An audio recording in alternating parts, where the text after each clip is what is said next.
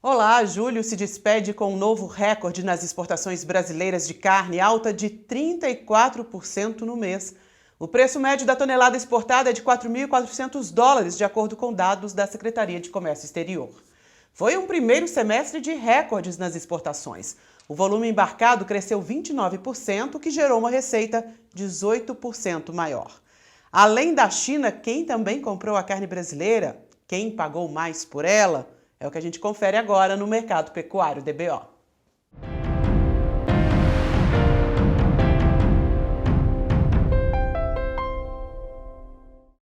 Mercado Pecuário, apoio Elanco, melhorar a vida dos animais, melhora a vida. Julho chega ao fim com preços estáveis para arroba no mercado físico e a expectativa é de valores melhores nesse comecinho de agosto, com a entrada dos salários e também com o Dia dos Pais, que aquece as vendas. Vamos falar aí sobre as expectativas em relação aos preços, em relação às exportações, como elas estão impactando nesse preço final para o produtor? Eu converso com João Otávio Figueiredo, da Datagro. João, muito obrigado pela presença aqui no Mercado Pecuário DBO. A China, com certeza, continua sendo o principal cliente, maior volume vai para lá. Mas o que você poderia destacar em relação ao primeiro semestre? Quem está pagando mais pela nossa carne? Muito obrigado, é um prazer falar com vocês e compartilhar um pouco a visão de mercado da Datagro desse momento.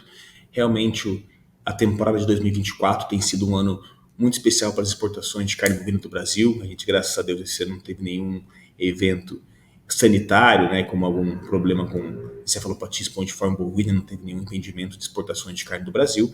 Então, a gente está escoando a produção em níveis recordes, né? Já exportamos de janeiro a junho desse ano, no primeiro semestre, 1,13 milhão de toneladas de carne de carne bovina exportada in natura, né? Então já são 29% acima do ano passado. Então o Brasil realmente continua com exportações bastante, vamos dizer assim, aquecidas durante esse primeiro semestre. E a projeção para o segundo semestre também é muito construtiva, né? A gente vê que normalmente, sazonalmente, o segundo semestre é mais aquecido. Então a gente está projetando realmente um cenário bastante construtivo, visto que a nossa arroba em dólar hoje, esse cenário de dólar é a 5,60, realmente deixa a carne brasileira muito competitiva lá fora. Agora, tratando dos nossos principais compradores, né, a China nesse primeiro semestre aí levou 56% de tudo que o Brasil exportou.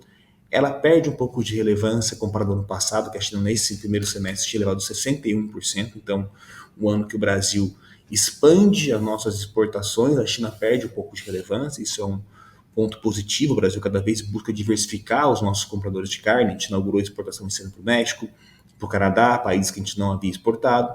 O Oriente Médio é o grande destaque das exportações brasileiras. Hoje, como vocês bem mencionaram, a China não é o melhor pagador mais hoje da tonelada exportada de carne do Brasil. A gente tem outros destinos já pagando acima do que a China paga. Estados Unidos é um exemplo disso também.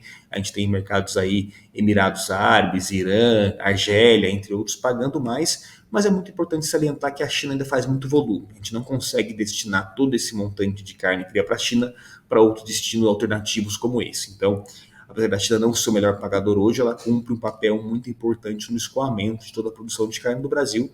E a gente está vislumbrando um cenário bastante construtivo para o segundo semestre e, consequentemente, para os próximos anos, né? Cada vez mais o Brasil habilitando plantas para exportações, inclusive na China, habilitamos 24 plantas esse ano para exportar para os chineses.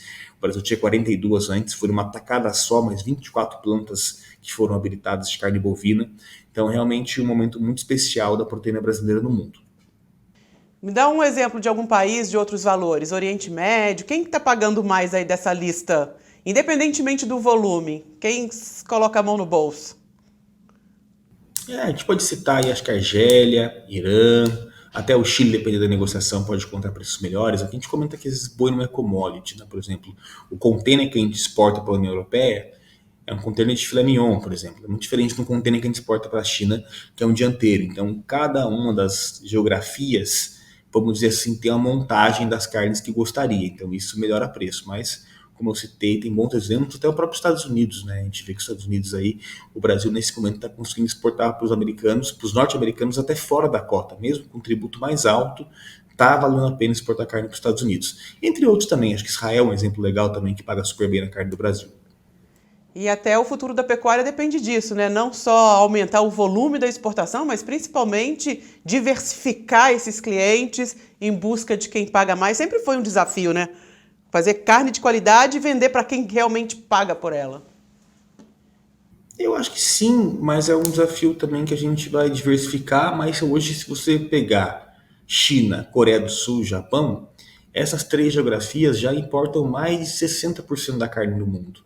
Então, por mais que a gente lute por diversificação, realmente agregar valores nos nossos produtos, em termos de volume, se pegar essas três geografias, elas fazem aí mais a metade das importações global de carne. Então, a gente vai cada vez mais caminhar para aumentar o volume para os chineses, não tem problema nenhum colocar isso. Hoje a China importa hoje, de tudo que ela compra hoje, 40% vem do Brasil. O Brasil se estabelece como principal fornecedor para a China e vamos lutar por espaço nesses mercados, né, como Japão e Coreia do Sul, que são mercados mais exigentes, mas a gente já vislumbra que não vai ser tão no longo prazo que a gente possa acessar esse mercado. Né? A carne brasileira como um todo, tanto indústria, pecuarista, a cadeia brasileira, está fazendo com que a gente possa galgar espaço em mercados que a gente não imaginava há 5, 10 anos atrás.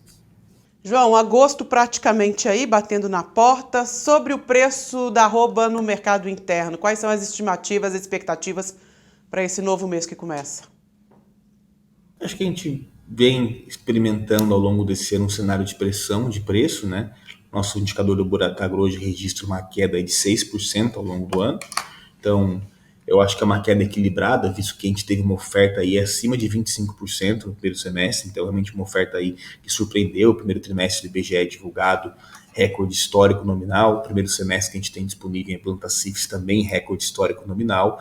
Então o preço sentiu isso, mas não caiu tanto.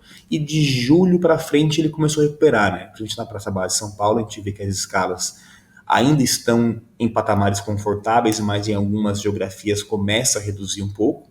Então a gente começa a sentir nesse momento a potencial virada de ciclo pecuário. Né? O abate de fêmeas provavelmente vai começar a reter um pouco para o segundo semestre, porque é impraticável a gente manter esse nível de oferta que foi o primeiro semestre, e as cotações já começam a responder. Né? A gente vê que o indicador vem valorizando. No começo de julho estava 218, a gente já está no patamar de 228, perto de 230 agora, com negociações pontuais a 235.